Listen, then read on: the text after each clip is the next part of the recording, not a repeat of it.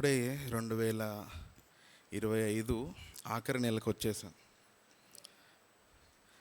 ఈ నెలంతా చాలా ఈ సంవత్సరం అంతా కూడా చాలా త్వరగా గడిచిపోయిందని నాకైతే అనిపిస్తూ ఉంది. మీకు కూడా అట్లా అనిపించిందా? ఎట్టకేలకు మనం చివరి నెలకి దేవుడు మనల్ని సురక్షితంగా తీసుకొని వచ్చాడు. మనము ఇప్పుడు అంతా ఏ సందడిలో ఉన్నాం? ప్రపంచం అంతా కూడా నాట్ ఓన్లీ మన దగ్గరే కాదు, ఆఖరికి ప్రపంచమంతా కూడా దేవుని కుమారుని యొక్క జన్మముని సెలబ్రేట్ చేసుకుంటా ఉంది. కనుక ఈ రోజున దేవుని కుమారుని యొక్క జన్మ గురించి కొన్ని విషయాలు నేను మీ మధ్య పంచుకోవాలని నేను ఆశపడతా ఉన్నాను. రండి ఒక మాట ప్రార్థన చేసుకొని మన వాక్య ధ్యానంలోనికి వెళ్దాం. తండ్రి, మీ యొక్క సన్నిధిలోనికి మీ యొక్క బిడ్డలముగా చేరి రావడానికి మాకు మీరు చూపించిన మీ యొక్క మహాకృపను బట్టి మీకు వందనాలు. తండ్రి, మమ్మల్ని ఎంతగానో ప్రేమించి మేము నశించిపోవటం మీకు ఇష్టం లేక మీ యొక్క ప్రియమైన కుమారుణ్ణి, అద్వితీయ కుమారుణ్ణి ప్రభా మా మధ్యలోనికి శరీరధారిగా మా మధ్యలోనికి పంపించేందుకు వందనములు. కృపగల దేవా, మరి యొక్క సమయంలో మీ యొక్క కుమారుని గురించినటువంటి జన్మమును మేము కొంతసేపు ధ్యానించి మిమ్మల్ని ఆత్మతో సత్యంతో ఆరాధించిన మీరే మాకు సహాయం చేయండి. నిలబడుతున్నటువంటి మీ యొక్క దాసుడు అల్పుడు, స్వల్పుడు, అయోగ్యుడు, బలహీనుడు నిమిత్త మాత్రాన్ని ఎరుగుదురు గనుక మీ యొక్క ఆత్మ నడిపింపును, బలమును, శక్తిని మీరే అనుగ్రహించండి. మీ యొక్క బిడ్డల క్షేమాభివృద్ధి నిమిత్తమే కొద్ది మాటలు పంచుకోవడానికి మీరే సహాయం అనుగ్రహించవలసిందిగా వేడుకొంచు. యేసుక్రీస్తు వారి శ్రేష్టమైన నామంలో స్తుతించి ప్రార్థించి విశ్వాసంతో వేడుకొంచున్నాం తండ్రి, ఆమేన్. భూమి మీద ఏ మనిషి అయినా జన్మించాలంటే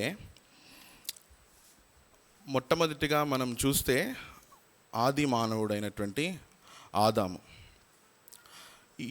ఆ ఆదాము అవ్వ యొక్క జన్మం మనం చూస్తే వారి యొక్క జన్మము స్పెషల్ బర్త్, అంటే మనలాంటి జన్మం కాదు. వారు ఏ తల్లిదండ్రులకు జన్మించలేదు. దేవుడే స్వయాన ఆదికాండము 1-2 అధ్యాయాల్లో మనము చూడగలిగితే దేవుడే ఆదాము అవ్వలను తన చేతులతోటి ఆయన నిర్మించాడు. అది ఒక స్పెషల్ బర్త్. రెండవదిగా సాధారణమైనటువంటి జన్మ, అ కామన్ జనరల్ బర్త్. మనందరం కూడా అనగా ఒక స్త్రీ పురుషులు లేదా భార్యాభర్త కలయిక ద్వారా సంతానము కలగటము, అది మరొక రకమైనటువంటి జన్మ. ఇట్స్ అ జనరల్ బర్త్, సాధారణంగా జరిగేటువంటి బర్త్. ఇంకొకటి ఉంది ప్రత్యేకంగా బైబిల్లో, అంటే ఉడికిపోయినటువంటి మూసివేయబడ్డటువంటి గర్భాన్ని దేవుడు తెరిచి మళ్ళీ స్త్రీ పురుషుల కలయిక ద్వారా సంతానాన్ని అనుగ్రహించటం. అంటే బ్యారన్ ఉమెన్ అనగా ఒక ఉడికిపోయినటువంటి గర్భాన్ని దేవుడు తెరిచి మళ్ళీ వారికి సంతానాన్ని అనుగ్రహించటం. బైబిల్లో షారా యొక్క గర్భాన్ని దేవుడు తెరవటము. తర్వాత లూకా సువార్తలో జకరియా, ఎలిజబెత్ వారికి దేవుడు వృద్ధాప్యంలో సంతానం అనుగ్రహించడం. కనుక దేవునికి అసాధ్యమైందంటూ ఏదీ లేదు. అబ్రహాము, షారా విషయంలో దేవుడు వారికి కూడా వారి యొక్క గర్భాన్ని తెరిచాడు. ఇంకొక బర్త్ కూడా ఉంది. ఇదేంటంటే సైంటిఫిక్ అడ్వాన్స్మెంట్ ద్వారా జరిగింది. ఇది ఎలా జరుగుతుందంటే స్త్రీలో నుంచి ఎగ్ తీసుకొని, పురుషుల్లో నుంచి స్పర్మ్ తీసుకొని దాన్ని టెస్ట్ ట్యూబ్ ఎన్విరాన్మెంట్లో దాన్ని ఆ ఎగ్ని కల్టివేట్ చేయడం ద్వారా ఒక ఎగ్ ఫామ్ అయితే దాన్ని స్త్రీ యొక్క గర్భంలోనికి లేదా వేరే ఎవరైనా సరగేట్ మదర్ అంటే అర్ధ గర్భంలోనికి దాన్ని పంపించటము, దానివల్ల పిల్లలు పుట్టడం. దీన్ని IVF technology, surrogacy, test tube baby, ఇట్లా చాలా రకరకాల, ఇదంతా కూడా సైంటిఫిక్ అడ్వాన్స్మెంట్ వల్ల జరిగింది. మొట్టమొదటిది ఆదాము అవ్వల యొక్క జన్మము. అది ప్రత్యేకమైనటువంటి జన్మము. వారికి ఏ తల్లిదండ్రులు లేకుండా ఆదాము అవ్వలు డైరెక్ట్గా దేవుని చేత సృష్టించబడ్డారు. తర్వాత మనందరి జన్మం. ఒక భార్యాభర్త యొక్క కలయిక ద్వారా సాధారణంగా కలిగేటువంటి జన్మ. మూడవది, ఉడికిపోయినటువంటి గర్భాన్ని దేవుడు అద్భుతంగా తెరిచి ఒక వృద్ధాప్యంలో కూడా దేవుడు అద్భుతం చేసి సంతానాన్ని మళ్ళీ స్త్రీ పురుషుల కలయిక ద్వారా దేవుడు అనుగ్రహించడం. నాలుగవది, సైన్స్ అండ్ టెక్నాలజీ అభివృద్ధి చెందటం ద్వారా కలిగినటువంటి జన్మ. ఇంకొక ప్రత్యేకమైనటువంటి జన్మ గురించి నేను మీ మధ్యలో ఈరోజు పంచుకోవాలని ఆశపడతా ఉన్నా. కన్యక గర్భమును ధరించటం. దీన్ని పార్థనోజెనసిస్, పార్థనోస్ అనగా కన్యక, జెనసిస్ అనగా బర్త్. మీరు వికీపీడియాలో కానీ చాట్‌జిపిటిలో దీని గురించి సెర్చ్ చేస్తే మీకు చాలా డీటెయిల్స్ వస్తాయన్నమాట. పార్థనోజెనసిస్ అంటే కన్యక గర్భాన్ని ధరించటం. ఇది కూడా సైంటిఫిక్ అడ్వాన్స్మెంట్ ద్వారా సైంటిస్టులు పరిశోధన చేస్తూ ఉన్నారు. దీన్ని లోవర్ ఫార్మ్స్ ఆఫ్ లైఫ్ అనగా ఈ ర్యాబిట్స్ కానీ చిన్న చిన్న యానిమల్స్ మీద ఈ యొక్క ప్రయోగం చేస్తూ ఉన్నారు. కానీ ఎంత ప్రయోగం జరిగినా, ఎంత సైంటిఫిక్ అడ్వాన్స్మెంట్ జరిగినా కూడా గుర్తుపెట్టుకోండి, ఒక స్త్రీలో నుంచి పురుషుడు రావటం అనేటువంటిది, అంటే మగపిల్లవాడు ఒక మేల్ రావటం అనేటువంటిది అసాధ్యము. ఎందుకు? చాలామంది టీచర్స్ సైన్స్ బ్యాక్గ్రౌండ్లో ఉన్న వాళ్ళు కదా. సో స్త్రీలో ఎక్స్ క్రోమోజోమ్స్ ఉంటాయి, పురుషుల్లో మాత్రమే ఎక్స్ అండ్ వై క్రోమోజోమ్స్ ఉంటాయి. ఎంత చేసినా కూడా ఒక స్త్రీలో నుంచి ఒక ఫీమేల్ బీయింగ్ని, ఒక స్త్రీని మాత్రమే తీసుకొని రావచ్చు. కానీ ఒక మేల్, ఒక కన్యక గర్భంలో పురుషుని యొక్క ఇంటర్ఫియరెన్స్ లేకుండా, పురుషుని యొక్క కలయిక లేకుండా, పురుషుని యొక్క ఇన్వాల్వ్మెంట్ లేకుండా ఒక కన్యక గర్భాన్ని ధరించటం అనేటువంటిది చాలా అద్భుతమైనటువంటి విషయం. అది ఎంత సైన్స్ పురోగతి చెందినా కూడా మానవులు దాన్ని సాధించడం అసాధ్యం. కనుక ఈ రోజున దేవుని కుమారుని యొక్క జన్మ ఎలా జరిగింది, ఎందుకు యేసుక్రీస్తు ప్రభువారు కన్యక గర్భంలో రావాల్సిన అవసరం ఏంటి అనేటువంటి విషయాన్ని మనము ధ్యానిద్దాము. దీన్ని నేను 4 పాయింట్స్గా మీకు ఎక్స్ప్లెయిన్ చేసే ప్రయత్నం చేస్తాను.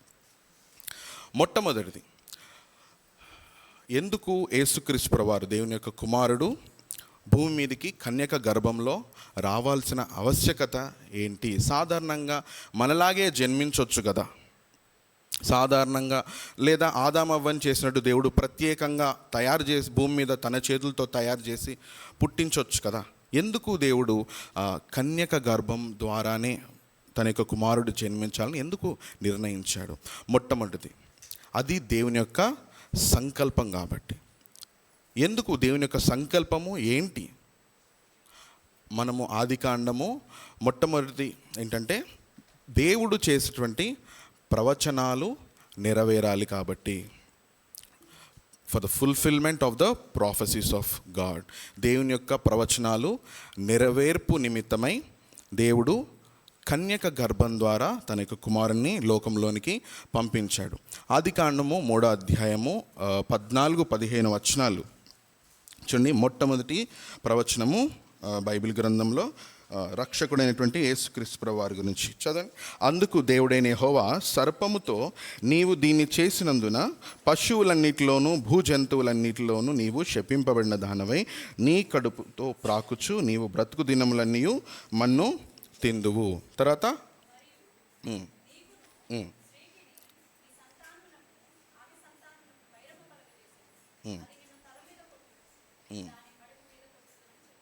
మరియు నీకును స్త్రీకిని నీ సంతానమునకును ఆమె సంతానమునకును వైరము కలుగజేసదును. అది నిన్ను తల మీద కొట్టును, నీవు దానిని. అది అని కింద ఫుట్ నోట్లో ఏముంది? ఆయన నిన్ను తల మీద కొట్టును, నీవు దానిని అనగా ఆయనను మడిమె మీద కొట్టుదువు. ఏంటిది ఇక్కడ? ఎవరు ఆయన? దేవుని కుమారుని గురించినటువంటి, విమోచకుడు గురించినటువంటి, రక్షకుని గురించినటువంటి ప్రవచనము.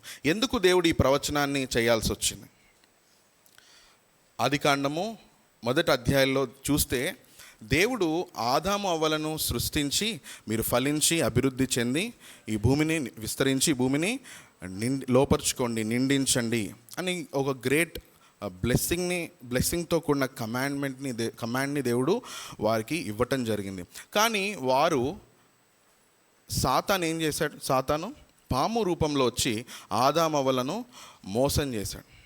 వారు ఆ యొక్క దేవుడు ఇచ్చినటువంటి ఆజ్ఞ తినొద్దన్నటువంటి పండుని తిని వారు దేవునికి అవిధేయత చూపించడం జరిగింది.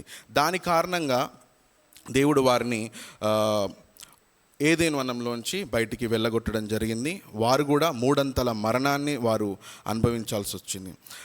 కనుక ఈ తప్పిపోయినటువంటి మానవుణ్ణి దేవుడు తిరిగి సమకూర్చుకోవడానికి దేవుడు రక్షకుణ్ణి భూమి మీదకి పంపిస్తానని దేవుడు చెప్పాడు. ఇంకా అనేకమైనటువంటి లేఖన భాగాలు మనం కొత్త నిబంధనలో చూద్దాము.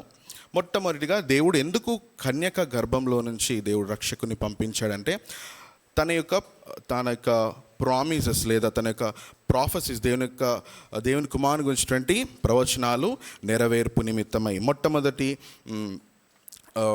ప్రవచనం ఏంటంటే 3వ అధ్యాయం ఆదికాండం 15వ వచనంలో ఈ యొక్క స్త్రీ సంతానము చూడండి, ఆమె సంతానము అనగా స్త్రీ సంతానము, పురుషుని ఇన్వాల్వ్మెంట్ లేకుండా, పురుషుని కలయిక లేకుండా ఒక స్త్రీలో నుంచి పుట్టేటువంటి ఆ రక్షకుడు నీ యొక్క తలను చితగ్గొడతాడు. అనగా రక్షకుడు భూమి మీద స్త్రీలో నుంచి పుట్టి సాతాను యొక్క తలను చితగ్గొడతాడు. ఇది మొట్టమొదటి ప్రవచనము. కనుక ఇక్కడ దేవుడు మాట్లాడేటువంటిది ఎవరితోటి మాట్లాడుతున్నాడు? ఇక్కడ 15వ వచనంలో పాము రూపంలో ఉన్నటువంటి సాతానుతో దేవుడు మాట్లాడుతాడు. ఇంగ్లీష్ చూస్తే the seed of women, okay, the of spring of the women. కనుక దేవుని యొక్క ప్రణాళిక ఏంటి? స్త్రీలో నుంచి రక్షకుణ్ణి పుట్టించాలి. ఆ రక్షకుడు వచ్చి సాతాను యొక్క తలను చితగ్గొట్టి దేవునితో మానవులను సమాధాన పరచాలి. కనుక ఈ యొక్క ప్రవచనం యొక్క నెరవేర్పు చూడండి, అపోస్తలుడైన పౌలు దీని గురించి ప్రస్తావిస్తూ గలతీయులకు రాసిన పత్రిక 4వ అధ్యాయము చదవండి. 4వ అధ్యాయము 4-5 వచనాలు కలిపినాయి, చదవండి. అయితే కాలము పరిపూర్ణమైనప్పుడు దేవుడు తన కుమారుని పంపెను. చూడండి, చాలా మెన్షన్ చేస్తా ఉన్నాడు ఇక్కడ పౌలు భక్తుడు కూడా. ఆయన స్త్రీ యందు పుట్టి, మనము దత్తపుత్రులు కావాలని ధర్మశాస్త్రంలో చూడండి, ఇక్కడ కాలము సంపూర్ణమైనప్పుడు దేవుడు తన కుమారుని పంపాడు. ఎలా? స్త్రీ యందు పుట్టి, స్త్రీ సంతానముగా దేవుడు రక్షకుణ్ణి ఈ లోకానికి పంపించాడు. కనుక ఈ ఆదికాండము 3వ అధ్యాయం 15వ వచనంలో చెప్పినటువంటి ప్రవచనం యొక్క నెరవేర్పుని మనము కొత్త నిబంధనలో చూడొచ్చు. ఇది direct prophecy, okay, direct quote. ఇంకొక డైరెక్ట్ ప్రాఫెసీ కూడా చూద్దాము. యెషయా గ్రంథము 7వ అధ్యాయము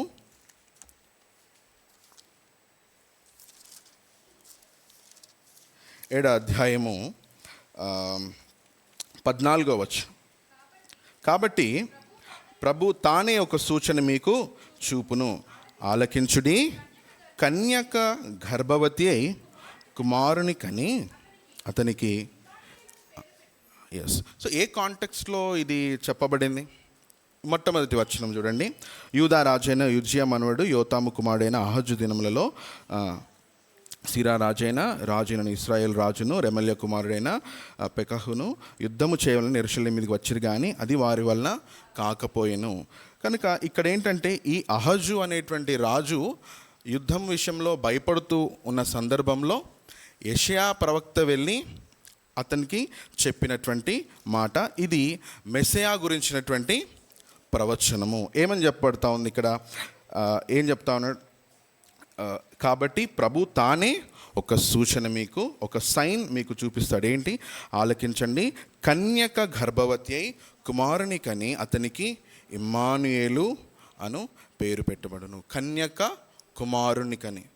చూడండి, ఎందుకు ఇంత మెన్షన్ చేస్తా ఉన్నా? కన్యక గర్భాన్ని ధరించడం గురించి మనము చూస్తూ ఉన్నాం, ఆ ప్రాముఖ్యత గురించి. దీని యొక్క నెరవేర్పు చూడండి, మత్తయి సువార్త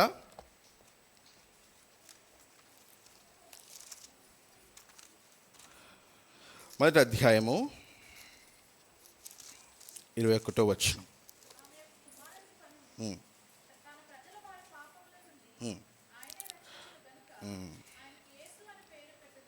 ఎస్. సో చూడండి, ఆమె ఒక కుమారుని కనును తన ప్రజలను వారి పాపముల నుండి. కనుక ఈ ప్రవచనం ఎప్పుడు చేయబడింది?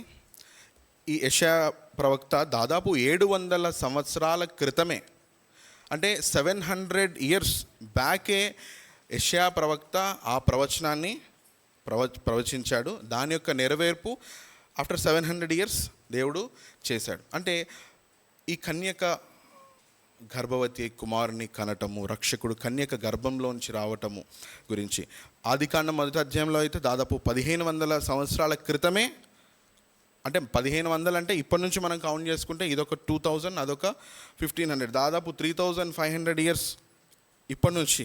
కానీ యేసుక్రీస్తు ప్రభువారిని పుట్టినప్పటి నుంచి చూస్తే 1500 సంవత్సరాల క్రితమే ఆదికాండంలో ప్రవచనము దేవుడు ప్రవచించాడు.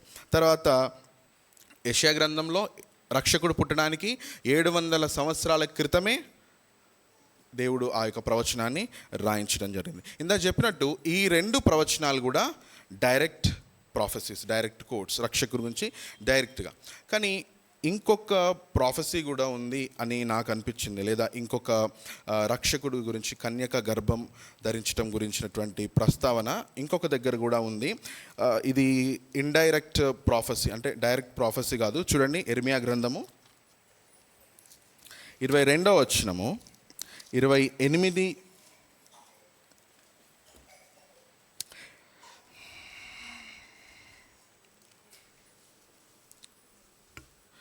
22వ అధ్యాయము 28వ వచనం చదవండి ఎవరైనా. కొన్యాను అతడు హేయమైన ఓటికుండ వంటివాడా, పనికిమాలిన ఘటమా, అతడును అతని సంతానమును విసిరివేయబడి తామెరుగని దేశంలో ఎలా త్రోయబడిరి.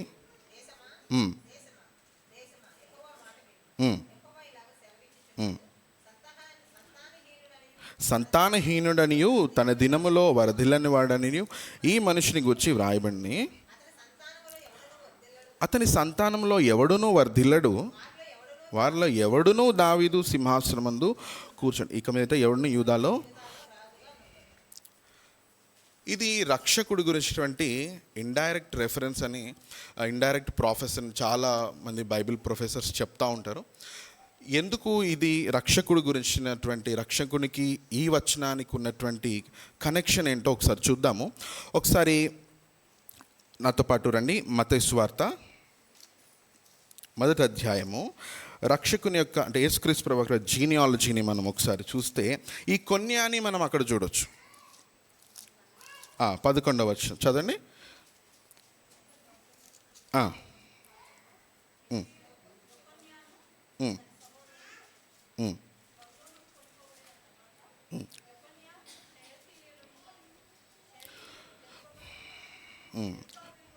యూదులు బబులోనునకు కొనిపోబడిన కాలంలో యెషయా యొకన్యాను అతని సహోదరులను కనెను.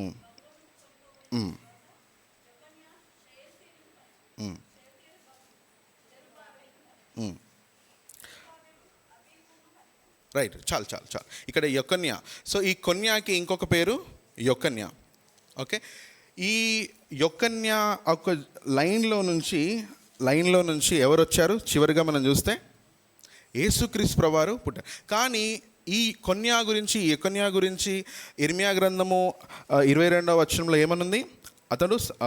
అతని దినములలో వర్ధిల్లవాడు. ఇక్కడ చాలా ప్రాముఖ్యమైన మాట ఏంటంటే, వారిలో ఎవడునూ దావీదు సింహాసనమందు కూర్చున్నాడు. ఇది ఒక కర్స్, ఒక శాపము యెకొన్యాకి ఇవ్వబడింది. కానీ మనము ఈ మత్తయి సువార్త 1వ అధ్యాయంలో చూస్తే రక్షకుడు ఆ యొకన్యాలోంచి వచ్చాడు. దీన్ని ఎట్లా అర్థం చేసుకోవచ్చు? చూద్దాం.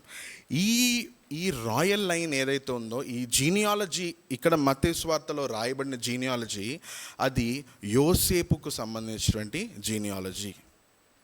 ఓకే, ఇది యేసుక్రీస్తు ప్రభువారి యొక్క లీగల్ ఫాదర్ అయినటువంటి యోసేపు యొక్క లైన్.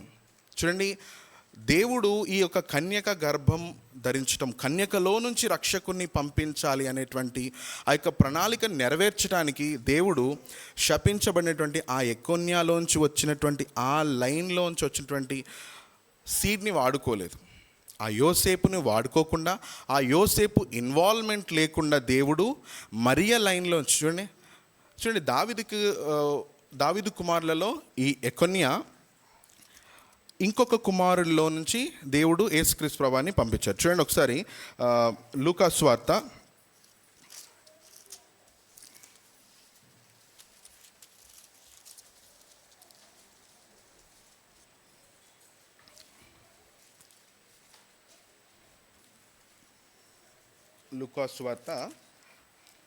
3వ అధ్యాయము. ఇక్కడ మనము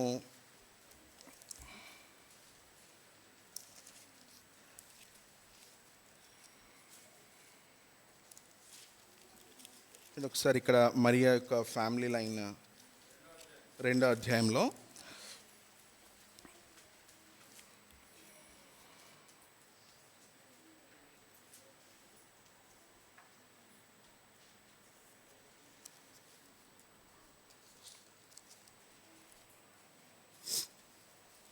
చూడండి, ఎవరైనా కొంచెం లొకేట్ చేసి హెల్ప్ చేయండి.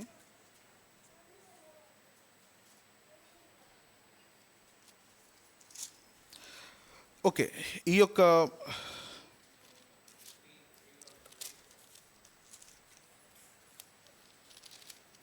ఎస్ 3వ అధ్యాయము 24వ వచనము. ఇక్కడ చూడండి, దావీదునకు పుట్టిన 32వ దావీదు యెషైకి, యెషై ఓబేదుకు, దానికన్నా పైన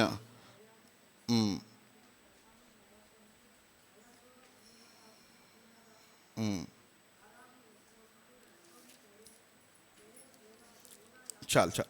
ఓకే, పాయింట్ ఏంటంటే ఇక్కడ దేవుడు యోసేపు యొక్క ఫ్యామిలీ లైన్ని వాడకుండా, అలానే రక్షకుడు ఆ రాయల్ లైన్లోనే వస్తూ ఇక్కడ రక్షకుణ్ణి మరియ యొక్క గర్భంని వాడుకొని దేవుడు రక్షకుని పంపించాడు. ఎందుకు? ఆ యొక్క శాపము ఈ యొక్క రక్షకుని మీదకి రాకుండా. కనుక ఈ యొక్క మూడు ప్రాఫెసీస్ని మనము చూడొచ్చు. ఎందుకు దేవుడు యేసుక్రీస్తు ప్రభువుని కన్యక గర్భంలోంచి పంపించాడంటే, మొట్టమొదటిది prophecies, fulfilment of the prophecies. మొట్టమొదటి యొక్క ప్రవచనము ఆదికాండం 3వ అధ్యాయం 15వ వచనంలో చూసాము. తర్వాత యెషయా గ్రంథము 7వ అధ్యాయంలో 22వ వచనంలో చూసాము. ఇండైరెక్ట్ ప్రాఫెసీని మనము ఇర్మియా గ్రంథము 22వ అధ్యాయంలో చూసాము. రెండవ కారణం, ఎందుకు సాధారణమైనటువంటి జన్మ కాకుండా యేసుక్రీస్తు ప్రభువుని కన్యక గర్భంలోంచి పంపించాడు? ఎందుకంటే ఒకవేళ యేసుక్రీస్తు ప్రభువారు, చూడండి, యేసుక్రీస్తు ప్రభువారు ఎప్పటి నుంచి ఉన్నాడు? ఒక మాట అంటాడు కదా, నేను అబ్రహాము కన్నా ముందు ఉన్నవాడిని, నేను నిత్యుడను. యేసుక్రీస్తు ప్రభువారు ఆయన నిత్యుడైనటువంటి దేవుడు, ఆది అంతమైనటువంటి దేవుడు, ఆయనే అల్ఫా ఒమేగా, నేను ఉన్నవాడను అని అనేవాడైనటువంటి దేవుడు. ఆ నేను ఉన్నాను అనేటువంటి ఆ నిత్యుడైన దేవుడు ఒక చాలా జాగ్రత్తగా గమనించండి, ఇంకొక పర్సన్గా, ఇంకొక వ్యక్తిగా పుడితే 2 వ్యక్తులుగా మారిపోతాడు. అర్థమవుతుంది కదా? ఇంకొక డిఫరెంట్ పర్సన్గా పుడితే, ఇంకొక డిఫరెంట్ పర్సన్గా మారితే తన నిత్యత్వం అక్కడ ఆగిపోద్ది. కనుక దేవుడు అలా ప్రవర్తించలేడు. కనుక లాస్ట్ టైం చెప్పినట్టు ఏంటంటే, దేవుడు తన నిత్యత్వానికి ఈ యొక్క మానవ శరీరాన్ని కలుపుకున్నాడు. దేవుడు మానవుడిగా మారాడు అంటే ఇది చాలా జాగ్రత్తగా అర్థం చేసుకోవాల్సిన విషయం. ఒకవేళ దేవుడు ఇంకొక పర్సన్గా మారితే, మానవుడిగా ఇంకొక కొత్త పర్సన్గా ఆయన మారలేడు. కనుక దేవుడు he should be both God and man. ఆయన దేవుడుగానే ఉంటూ ఒక మానవుడిగా ఉండాలి. అనగా దేవుడు తన దైవత్వానికి మానవత్వాన్ని దేవుడు యాడ్ చేసుకున్నాడు. కనుక దేవుడు ఈ యొక్క మానవుడిగా ఆయన ఒకవేళ ఈ యొక్క స్త్రీ సంతానం నుంచి కాకుండా పురుషుని ఇన్వాల్వ్మెంట్ తోటి ఆయన పుడితే ఈ మానవులందరం కూడా ఆదాము యొక్క సంతానమే. ఆదాములో నుంచి వచ్చినటువంటి ఆ యొక్క పాపం అంతా కూడా ఇప్పుడు యేసుక్రీస్తు వారికి సంక్రమిస్తుంది ఒకవేళ ఆయన పురుషునిలోంచి వస్తే. కనుక యేసుక్రీస్తు వారు ఆయన కన్యక గర్భంలోంచి జన్మించడం జరిగింది. ఒకసారి చూడండి, రోమీలకు రాసిన పత్రిక 5వ అధ్యాయము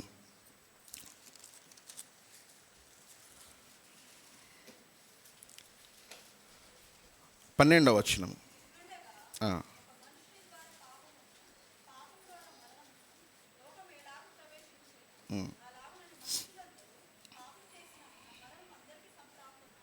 ఎస్,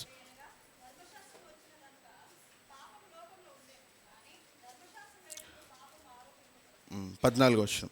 అయినను ఆదాము చేసిన అతిక్రమం పోలి పాపము చేయని వారి మీద కూడా ఆదాము మొదలుకొని మోషే వరకు మరణ మేలును. ఎస్, చూడండి, ఇట్లుండగా ఒక మనిషిని ద్వారా పాపం ద్వారా మరణము లోకంలోనికి ఎలాగ ప్రవేశించినో అలాగే మనుషులందరూ పాపం చేసిన. చూడండి, చాలాసార్లు మనకు ఒక డౌట్ వస్తూ ఉంటుంది.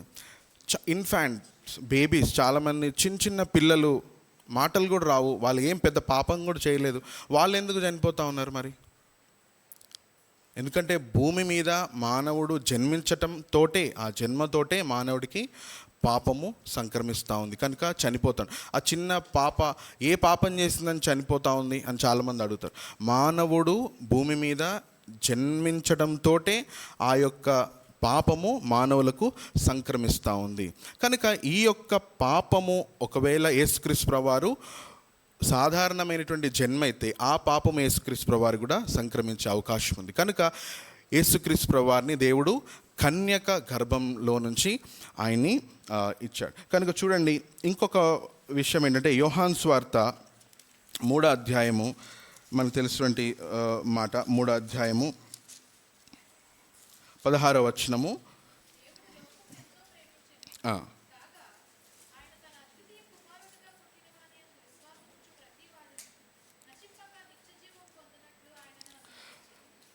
చదవండి.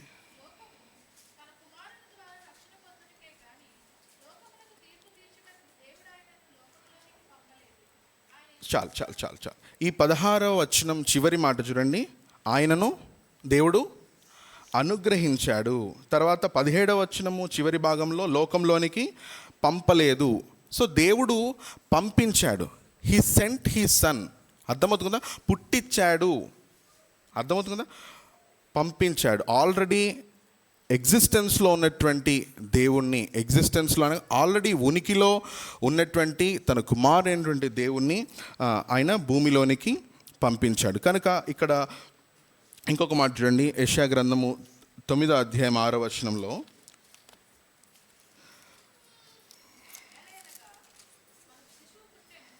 ఏలైనగా మనకు శిశువు పుట్టెను, మనకు కుమారుడు శిశువు పుట్టెను మరియు కుమారుడు అనుగ్రహించబడెను. పుట్టాడు, అనుగ్రహించబడ్డాడు. ఇక్కడ 2 నేచర్స్ని మనము యేసుక్రీస్తు వారిలో చూడొచ్చు. ఒకటి డివైన్ నేచర్, రెండవది హ్యూమన్ నేచర్. అంటే దేవుని యొక్క స్వభావము కలిగి ఉండి అలాగే మానవుని యొక్క స్వభావాన్ని కూడా యేసుక్రీస్తు వారు కలిగి ఉన్నాడు. ఇది మనము అర్థం చేసుకోవడం చాలా ప్రాముఖ్యం. మనకు సంపూర్ణంగా అర్థం కాకపోయినప్పటికీ లేఖనాలు ఏం చెప్తానంటే, ఆయన పూర్తిగా తన దైవత్వాన్ని విడిచిపెట్టి మానవునిగా భూమి మీదకి రాలేదు. ఆయన ఆల్రెడీ దేవుడిగా ఉన్నటువంటి ఆ నిత్యుడైనటువంటి దేవుడు భూమి మీదకి మానవునిగా ఆయన వచ్చాడు. అనగా 2 నేచర్స్ని, డ్యూయల్ నేచర్స్ని మనం చూడవచ్చు. ఒకటి డివైన్ నేచర్, దైవికమైనటువంటి స్వభావము, దైవ స్వభావం యేసుక్రీస్తు వారిలో ఉంది భూమి మీద ఉన్నప్పుడు. రెండవది హ్యూమన్ నేచర్ కూడా ఉంది, మానవ స్వభావం కూడా ఉంది. అందుకని యేసుక్రీస్తు వారు ఎన్నో అద్భుతాలను, ఆయన దైవ స్వభావం ఉంది కాబట్టి ఆయన చేశాడు. రెండవది ఆయన మానవుడు కాబట్టి ఆయన అనేక సార్లు ఆయన అలసిపోయాడు, ఆయన కూడా ఆయన నిద్రపోయాడు. తర్వాత ఆయనకి ఆకలేసింది. తర్వాత ఆయన ఎక్కడికి వెళ్ళాలంటే ఆయన నడుచుకుంటూ వెళ్ళేవాడు. తర్వాత ఆయనకి కూడా కనికరము, జాలి వచ్చింది. ఇంకొక దగ్గర యేసు కన్నీళ్లు విడిచాను. కనుక ఈ రెండు డ్యూయల్ నేచర్స్ని యేసుక్రీస్తు ప్రభువారు కలిగి ఉన్నారు. ఒకవేళ జన్మిస్తే పూర్తిగా ఆయన మానవుడిగా జన్మిస్తే తన నిత్యత్వాన్ని విడిచిపెట్టాల్సి వచ్చేది. కనుక దేవుడు తన స్వభావాన్ని, తనకున్నటువంటి ఆ అట్రిబ్యూట్, నిత్యత్వం అనేటువంటి ఏ లక్షణమైతే ఉందో దేవుడు దాన్ని పక్కన పెట్టలేదు. కనుక పెట్టకుండా దేవుడు ఏం చేశాడు, తన యొక్క కుమారుణ్ణి అనుగ్రహించాడు. అక్కడ మనం డివైన్ నేచర్ని చూడొచ్చు. తర్వాత ఆ అనుగ్రహించబడినటువంటి కుమారుడైనటువంటి దేవుడు యేసుక్రీస్తు ప్రభువారు ఆయన కన్యక గర్భంలో ఆయన జన్మించాడు. కనుక మనము 3 చూసాం. ఒకటి, for the fulfilment of the promises, ఆ యొక్క ప్రవచనాలు నెరవేర్పు నిమిత్తమై యేసుక్రీస్తు ప్రభువారిని లోకంలోనికి దేవుడు కన్యక గర్భం ద్వారా ఆయన పంపించాడు. రెండవది, ఆయన దేవునిగానే ఉంటూ తర్వాత మానవునిగా ఉండాలి. He has to be both God and man in one person, God man. దాన్ని మనము హైపోస్టాటిక్ యూనియన్, ఓకే, ఆ ఐక్యత అంటే ఆయన దేవునిగానే ఉంటూ ఆయన మానవునిగా కూడా ఉండాలి. కనుక he has to be both God and man in one person. అది ఒకవేళ సాధారణమైనటువంటి జన్మ అయితే అది కుదరదు.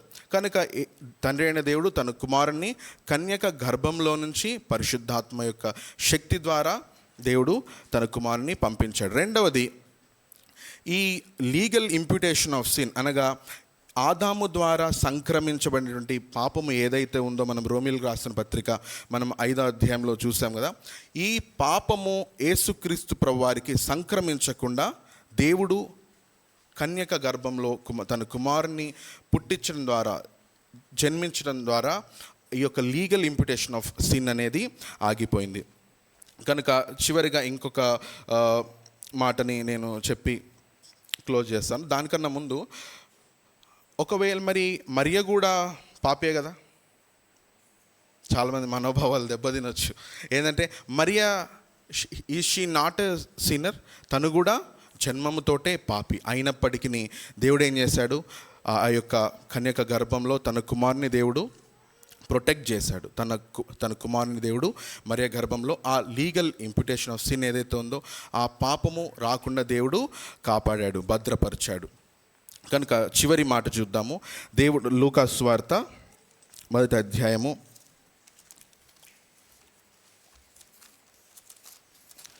35వ వచనం.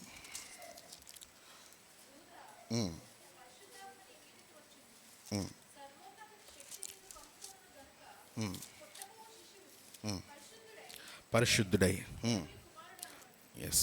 కనుక పరిశుద్ధాత్మ నీ మీదకి వచ్చినప్పుడు సర్వోన్నతిని శక్తి నిన్ను కమ్ముకొని కనుక పుట్టబోవు శిశువు పరిశుద్ధై దేవుని యొక్క కుమారుడు అనబడును. To prove that he is the son of God. దేవుని యొక్క కుమారుడు, ఆయన పరిశుద్ధుడు. మనము 1 యోహాను సువార్తలో కూడా చూడొచ్చు. కనుక ఆయన పవిత్రుడు, ఆయన పరిశుద్ధుడు.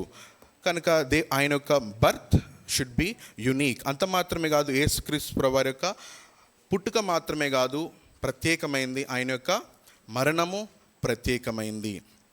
ప్రతిసారి దేవుని యొక్క కుమారుడు సన్ ఆఫ్ గాడ్, నీవు దేవుని యొక్క కుమారుడువేనా అన్నప్పుడు అవును నేను దేవుని యొక్క కుమారుడిని. యేసుక్రీస్తు ప్రభువారి యొక్క రిజరక్షన్ కూడా అది ప్రత్యేకమైంది. కనుక యేసుక్రీస్తు ప్రభువారు ఆయన to prove that he is sun of God, ఆయన దేవుని యొక్క కుమారుడు అని రుజువు చేయడానికి దేవుడు తన కుమారుణ్ణి కన్యక గర్భంలోంచి పంపించడం జరిగింది. మనకు ఒకవేళ ఆయన సాధారణంగా జన్మించి ఉంటే మనకు రక్షణ వచ్చేది కాదు. అర్థమవుతుంది కదా. మనకు ఆయన పాపం లేకుండా జన్మిస్తేనే ఆయన యొక్క మరణము, ఆయన యొక్క ప్రాయశ్చిత్తము వ్యాలిడ్ అవుతుంది. కనుక దేవుడు, తండ్రి అయిన దేవుడు తన యొక్క ప్రణాళిక ఏంటంటే తన కుమారుణ్ణి కన్యక గర్భంలోంచి పంపించాలి. ఇది మన యొక్క రక్షణకు, స్వార్థకు చాలా ప్రాముఖ్యమైనటువంటి విషయం. కన్యక గర్భవతి కుమారుని కంటాం. కనుక మనకు దేవుడు తన కుమారుని ఆయన అనుగ్రహించాడు. ఆ కుమారుని ద్వారా మనకు మన పాపముల నిమిత్తమై ప్రాయశ్చిత్తము, పరిహారము దొరికింది. కనుక మనల్ని ఎంతగానో ప్రేమించి తన కుమారుణ్ణి అనుగ్రహించిన దేవుని మనము ఈ సమయంలో ఈ కొద్ది మాటలను దృష్టిలో పెట్టుకొని మనము ఆదరణ చేద్దాం.